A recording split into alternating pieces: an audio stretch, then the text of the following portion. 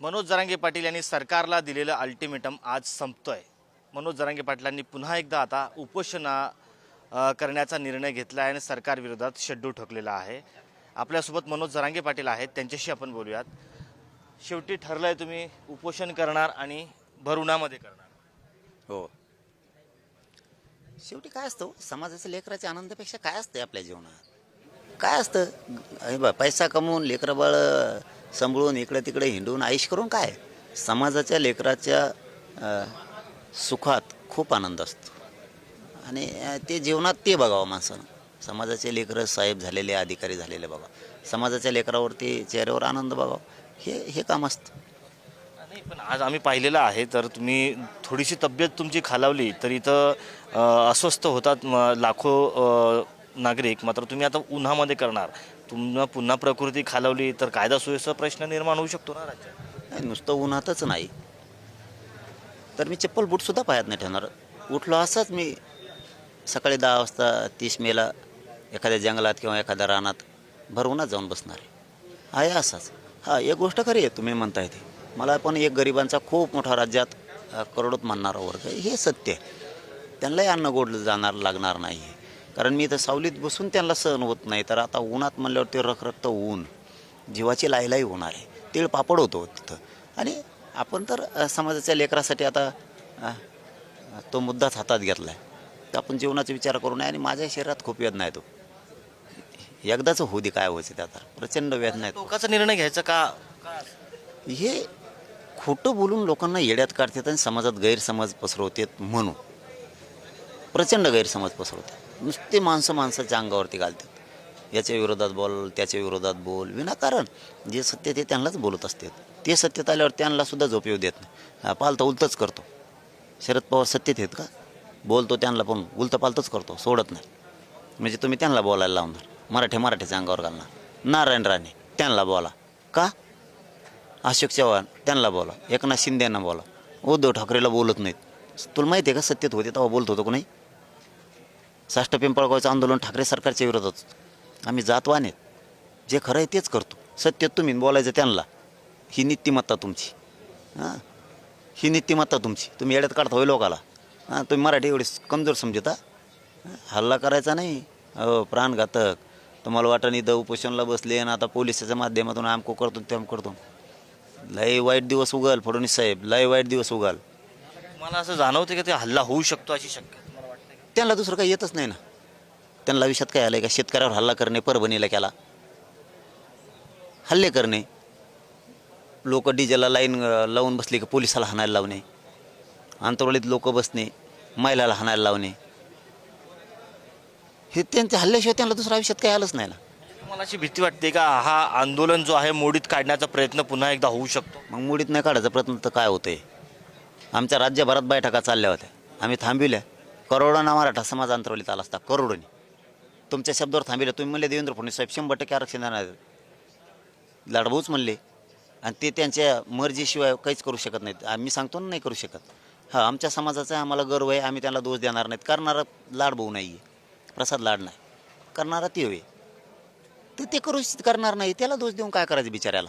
उद्या राधाकृष्ण विखे पाटील आणि प्रसाद लाड हे दोघेही नेते येणार आहेत, येऊ द्याल मग, चर्चेची दारे उघडी आहेत? नाही रे, गप्पा आणायला येते ते उघडेचे चर्चेदार, ते येते तो गप्पा आणायला, ते येतात येड्यात काढायला, मराठ्यावर अन्याय करायला। मी मराठ्याला येड्यात बी निघून देत नाही, अन्याय बी होऊ देत नाही। म्हणजे उद्या ते आले तरी चर्चेतून काही होणार नाही असं तुमचं ठाम मत आहे? हां, 10 महिन्यात काही नाही झालं, आता काय करणार आहेत तुम्ही? घंट्या करणार आहेत आता काय करणार आहेत? आता काय करणार आहेत?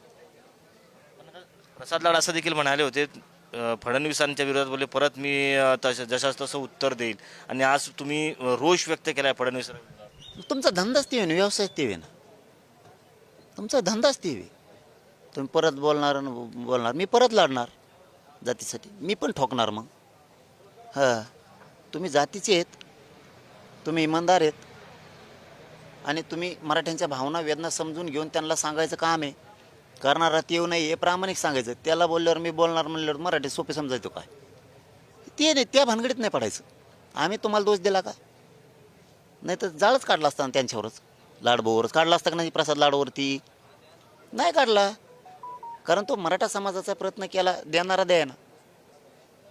आणि तरी पण त्यांच्याकडूनच बोलणार असेल मग मराठी येतं पुढं. आकडेवारी समोर आलेली आहे या मराठवाड्याची. तुम्ही आंदोलन केलात त्या गेल्या 3 वर्षांमध्ये 3 लाखांपेक्षा कुणबी प्रमाणपत्र वाटप झालेले आणि बीड जिल्हा त्यात अग्रेसर आहे. वाटलो कम केलं मग आमचं 67 पासून. याचा अर्थ आम्हाला आरक्षण होतं. वाटलो कम केलं नुकसान कोण भरून काढणार. आता तुम्ही वाटप केलं व्हॅलिटी कम थांबिले. हैदराबादचा JR काढला प्रमाणपत्र 308 दिले आणि बाकीचं का थांबिले काय कारण आहे. कशामुळं मराठ्यांचं वाटोळ करायचं. 17 संस्थांच्या JRसाठी तुम्ही 1 महिना वेळ मागितला होता. 10 महिने होते ना उद्या 29 मेला. याच्यापेक्षा किती वेळ द्यायचा माझ्या मराठ्यांनी. आणि मराठ्यांनी बी असं चौतळून 7-8 महिन्याला 5-6 महिने एकत्र आलं पाहिजे. चौतळून आता इथं मुसळधार पाऊस बी पडला तरी पठ्ठ्या हलणार नाही तुमच्या लेकरा बाळाच्या कल्याणासाठी. आणि इथं 46-47 डिग्री जरी तापमान गेलं, अरे मनोज जरा बोलतात तसाच करतो. ओरिजिनल असं लावला दे आणि उन्हातच बसणार कडक. कोण फडणवीस कोणाला पाठवतोय हात लावायला ते बी बघतो. वाटतं भीती वाटते तुम्हाला असं होऊ शकतं? केलंय दुसरं येतच नाही ना काही. टाळ्या वाजायची सवय लागलेली. मर्दासारखे कामं करायचे मर्दासारखे. प्रश्न सोडवायचे मराठ्यांचे आणि मग टाळ बोलायचं. प्रश्न मार्गी काढायची क्षमता ठेवायची, ती कुवत ठेवायची. मराठ्यांचे प्रश्न सोडवायचे आणि मग टाळ बोलायचं. आणि आमची बी टप्पर नाही बोलायची. मग केल्यावर आम्ही तुमचेच किती बाऱ्या सांगितलं तुम्ही प्रश्न सोडवा, आम्ही आहेत ना तुमचेच. मराठा झोपतच नाही घरी. मराठ्यांचे तळमळे. आमच्या एका आव्हानावरती इथली जाळपोळ वगैरे बाजी होत होती ती थांबली होती आणि त्यानंतर आता पुन्हा जर तुम्ही असं काही केलं तर समाज कुठेतरी ॲग्रेसिव्ह होऊ शकतो. तर समाज बांधवाला काय आव्हान? मी त्याच दिवशी सांगितलं, आजही पुढारी चॅनलच्या माध्यमातून सांगतो, आपल्याला धिंगाणा नको. धिंगाणाच करायचं मला उपोषण करायचं काय गरज. लोकशाही मार्गाने शांततेत कायद्याच्या मार्गाने करायची काय करायची. मीच रस्त्यावर येईल ना. धिंगाणा नाही. पण एक गोष्ट खरी, मराठ्याला अन्न गोड लागत नाही आजपासून. कारण लय जीव लावतात मला ते. मी पण त्यांना लय जीव लावतो. लय समाजाला जीव लावतो. माझ्या समाजाच्या पलीकडं मला काही नाही. आपला सर्वोच्च देवच समाज. सर्वोच्च सगळं काय असेल छत्रपतीनंतर मला समाजाचे माझं. शेवटचं विचारतोय, उपोषणावर तुम्ही फायनल आता हे बदलू शकत नाही? आता बदललं बी नाही. म्हणजे सरकारने जर चर्चा केली किंवा विनंती केली तर काय करणार चर्चा, काय मागणार सांगा भाऊ तुम्ही. जिरे पाटील मला सांगा काय म्हणणार. ते JR काढायचा म्हणणार हैदराबादचा तर काढाय. कुणबी प्रमाणपत्र द्या म्हणतोय, नोंदी पाहिजे तर नोंदी इश्यू दिल्यात. तिथं उत्तर द्यायला जागा नाही त्यांना. ते जर म्हणते व्हॅलिडिटी अर्ज करा तर केलेली आहेत. बलिदान गेलेल्या कुटुंबाचा नोकऱ्याचा प्रश्न म्हणतोय तर बलिदान गेलेलेच आहेत. किशी मागं घेऊ म्हणते तर किशी झालेल्याच आहेत, तेच मागं घेत नाहीत. सारथीच्या महामंडळाचे विषय येतं, EWच्या पोरांचे विषय येतं. मराठा आणि कुणबी ते मंत्रालय मराठ्यांचं कुणबीचं करा म्हणतो रे स्थापन करा, ते 5 मिनिटाचा विषय आहे त्यांचा. शिंदे समितीला मुदतवाढ 1 वर्षाची देऊन त्याला नोंदी शोधायला लावायच्या, ती 2 मिनिटाचा विषय. तुम्ही बनणार काय आल्यावर? तुम्हाला नाकच नाहीये. तुम्ही फक्त मराठ्यावर अन्याय करण्यासाठी चर्चेला येत आहे.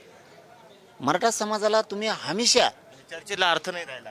ते फक्त मराठ्यावर अन्याय करण्यासाठी, मराठ्याचं वाटोळं करण्यासाठी चर्चेला येतात. त्यांच्या डोक्यातच नाही पुढं मनोज जरांगे पाटील आहे. सोपं नाही, ऐकून नाही येत. कारण मला फक्त समाजालाच लागतं, मला नाही लागत रे. मला नाही लागत. आणि दिसतोय मी जीवाचं रान करतो या समाजासाठी.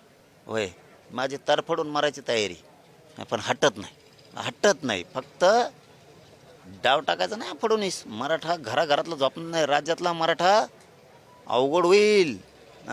डाव नाही टाकायचा. हल्ला करीन आणि पोलिसाच्या माध्यमातून याव करीन त्याव. दुसरा दम नाही तुमच्यात काही. तेवढाच दम आहे. परस्पर काटा काढणे एवढंच करू शकता तुम्ही. कावा आहे तुमच्याकडे, तेवढाच कावा आहे. दुसरा कोणचा कावा नाही तुमच्याकडे. तेवढाच. भानगडीत पडू नका बरं. तुम्ही एकदा केलं ते बस झालं. अंतर्वलीत लय झालं ते. पुन्हा त्या भानगडीत पडू नका. मराठ्यांच्या मनावर राज्य करायचंच काम करा. त्यांच्या मागण्या मंजुरी देऊन हल्ले करायचं स्वप्न बंद करा आता. ते स्वप्न आपण पाहिले हे होते मनोज जरांगे पाटील यांनी स्पष्ट शब्दांमध्ये सरकारला इशारा दिलेला आहे. येत्या 30 तारखेपासून उपोषणाला बसणार आहे आणि त्या उपोषणाला उधळण्याचा प्रयत्न करू नका. कॅमेरा पर्सन वागुलेसह मी सचिन चिरे, पुढारी न्यूज, आंतरवाली सराटी, जालना.